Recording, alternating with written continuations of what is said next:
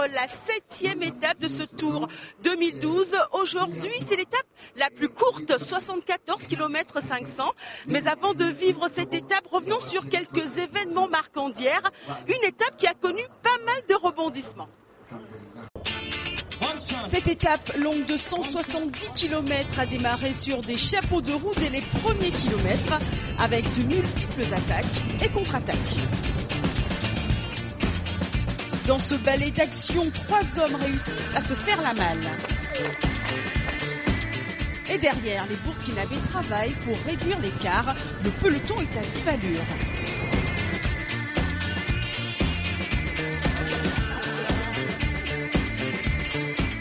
Devant leur public, les Burkinabés continuent de mener le peloton.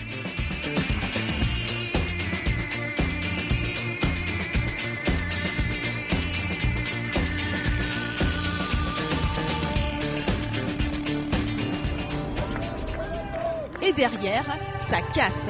Edem Dakou chute, le Togolais souffre, mais hors de question d'abandonner.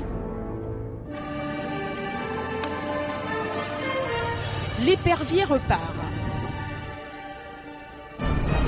Une chute encore plus spectaculaire avec la souffrance impressionnante de Salif Yerbanga. Le Burkinabé de l'équipe régionale de l'Ouest va-t-il abandonner ? Eh ben non, c'était mal connaître le guerrier burkinabé qui repart de plus belle. Au grand bonheur des écoliers.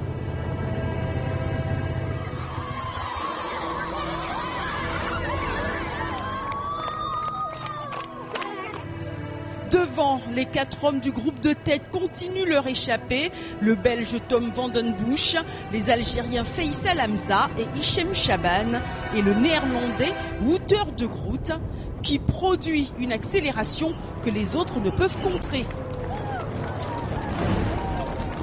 Le Hollandais heureux lève les bras en signe de victoire.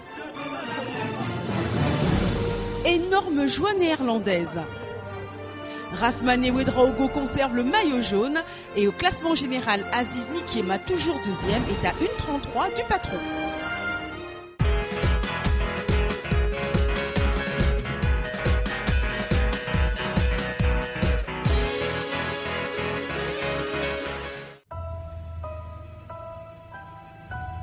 Depuis 3 jours, les coureurs partent de Bobo-Dioulasso pour cette courte étape, 74 km 500. Les différents coureurs, à l'instar du maillot jaune, semblent sereins.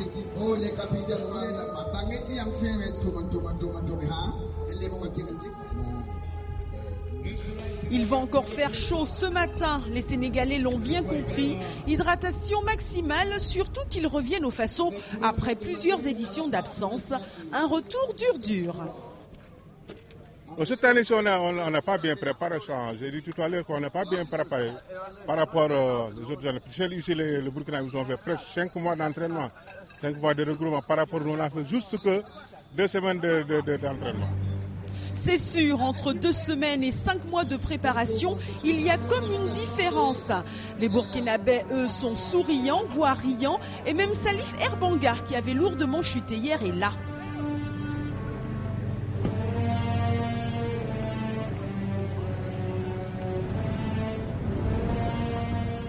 Le départ est donné, 61 coureurs ce matin, 2 coureurs ont abandonné et un est arrivé hors délai. Tout de suite, le peloton se scinde en plusieurs groupes.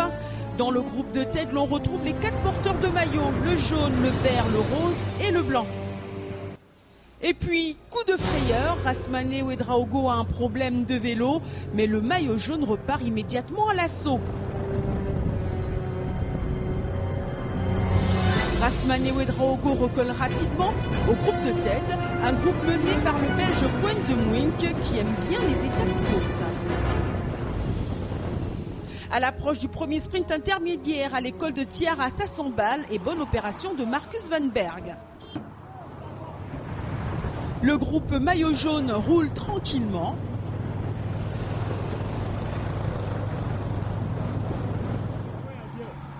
En attendant le ravitaillement.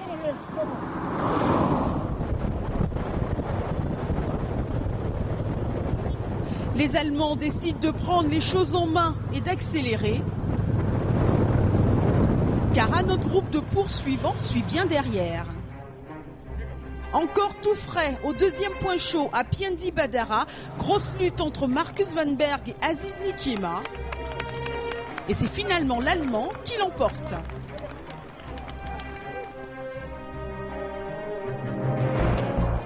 Les Allemands ont décidé d'animer la course. Ils veulent la mener. Et puis ça monte un peu. Ici à Cassissé, l'Ivoirien fait son effort et mène le groupe de tête jusqu'au plat.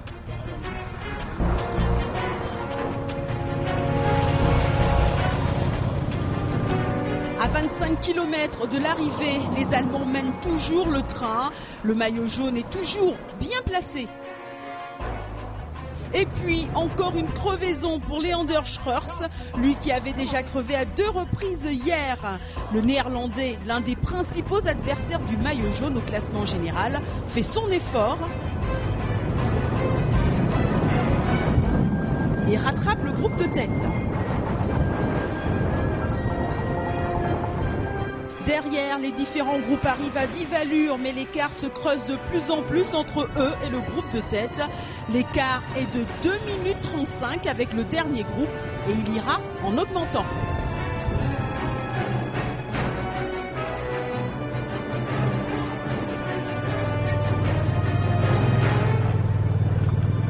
Ça continue de rouler tranquillement. Mais dans le dernier kilomètre, ça s'accélère. Un homme a pris le large et le groupe maillot jaune tente de limiter la casse.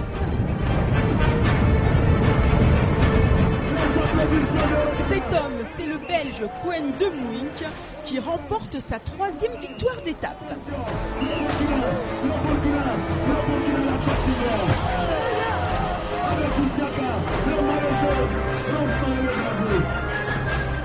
Les Allemands peuvent être fiers, ils ont fait du bon boulot.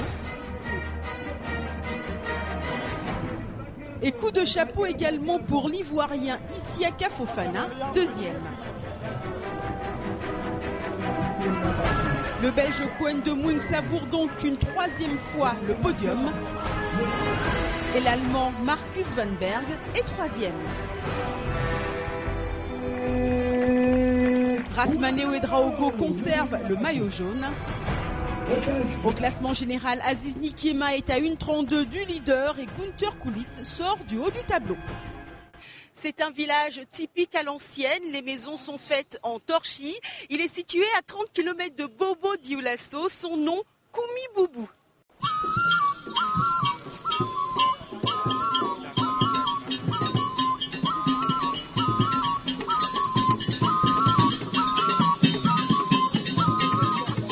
Soyez les bienvenus dans le village de Koumi.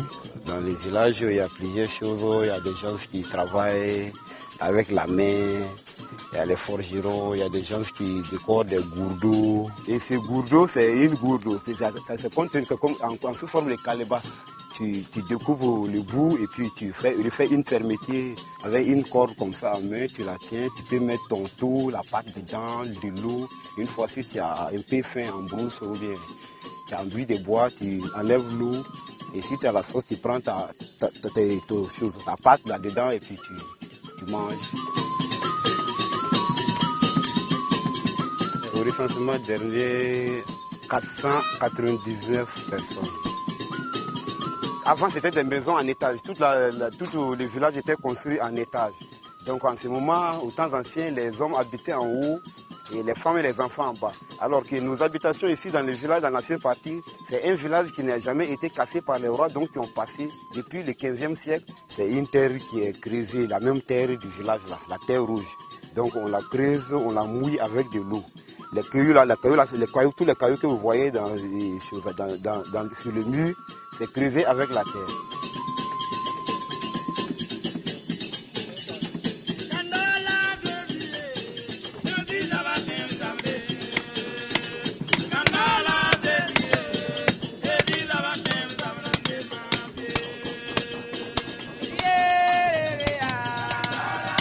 Et là, nous sommes à la plage du village.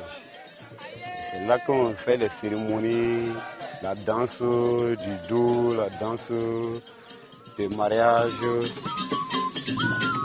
avant l'indépendance, au temps des guerres tribales entre les villages voisins. Donc les anciens avaient préféré construire avec des issues de secours une fois que ça chauffait à la porte principale.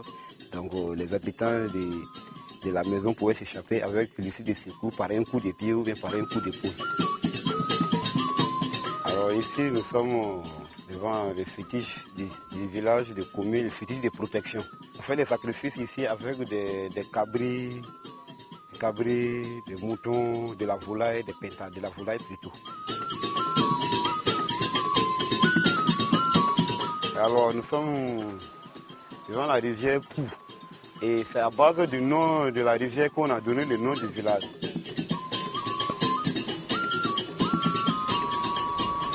Sous l'arbre par là aussi, on boit un peu les capalo, les dolos rouges pour parler de l'histoire du village aux anciens, aux nouveaux initiés. Les anciens parlent de l'histoire du village aux nouveaux initiés.